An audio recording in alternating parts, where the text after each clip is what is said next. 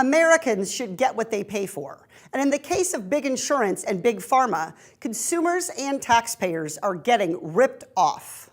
In a really instructive video that the Democrats put out on YouTube with Representative Katie Porter, breaking down why our healthcare system, particularly when it comes to the cost of medicine, are so out of whack.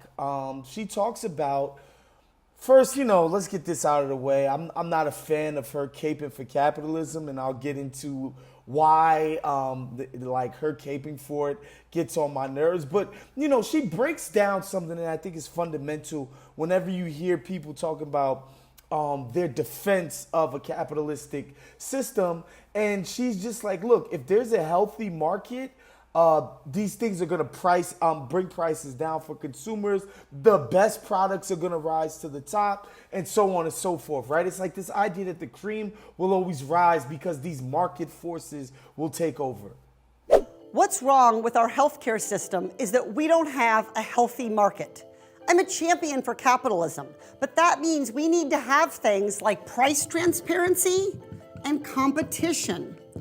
Price transparency lets you figure out what things cost. And competition means that there are multiple sellers in the marketplace, bringing down the price. We lack both these things in healthcare and pharmaceuticals, and that's why they're able to price gouge.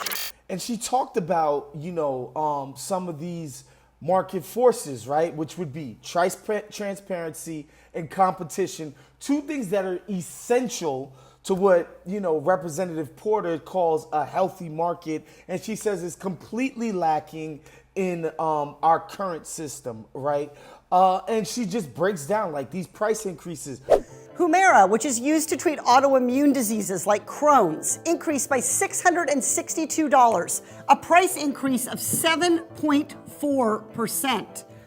We see almost the exact same thing with Imbruvica, used to slow the growth of cancer cells, $1,472, a 7.4% price increase just from the end of December to the end of January.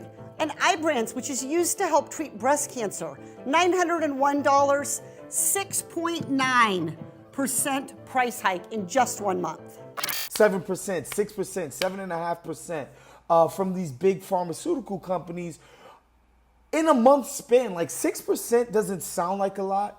7% doesn't sound like a lot, but once it's happening, they're gouging you in a month span. The price is rising this much, and we know their cost of manufacturing this stuff hasn't risen.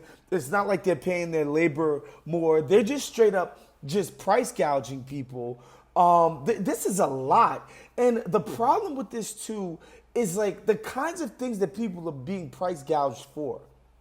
We're talking about medicines that help people get through autoimmune stuff, cancer. Like these are cancer fighting drugs. Like these guys are trying to make money hand over fist over these type of drugs. And why is that, right? Because we have no competition. Of course, in the Congress, Republicans repeatedly refusing to side with the Democrats on allowing Medicare, because Medicare as a system is a bulk buyer. And usually when you buy in bulk, you get a discount. Just think about what happens when you go to Costco. It would be the same situation if the government actually allowed itself to negotiate with these pharmaceutical companies. But Big Pharma has their hooks so deeply into our system, we can't get anything done by way of easing prices for consumers and normal everyday Americans. And to be honest, my biggest gripe about Representative Porter's defense of capitalism at the top of that video as some sort of disclaimer is that actually this is capitalism in practice. Everybody knows if you're a great capitalist, the goal, destiny, Zion, Mecca, whatever you want to call it, the end goal is always monopoly. That's what you strive for. You don't want competition. You want to be able to pound consumers over the head with terrible prices and give them nowhere else to run. And we see this in basically every single industry. You want to go telecommunications when it comes to stuff like AT&T and these other Verizon and all these huge conglomerates that just buy stuff up.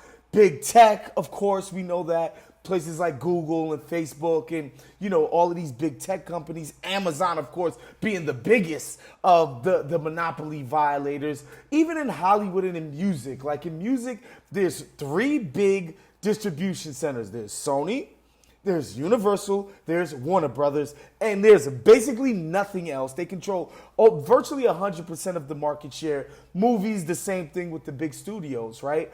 Marvel, Disney, et cetera, et cetera. So, like, this idea that this is anti-capitalist, like, no, like, this is what they want. This is how they do it. And these are the results that are born out from that.